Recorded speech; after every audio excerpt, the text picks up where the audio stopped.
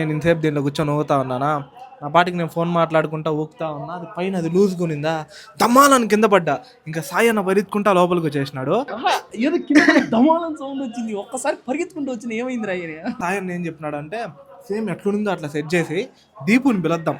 ఏం తెలియనట్టు నువ్వు ఆ మూల కూర్చొని ఈ స్పాట్లో ఏం తెలియనట్టు నువ్వు ఈ మూల కూర్చొని వీడియోది, నేను ఇక్కడ కూర్చుంటా.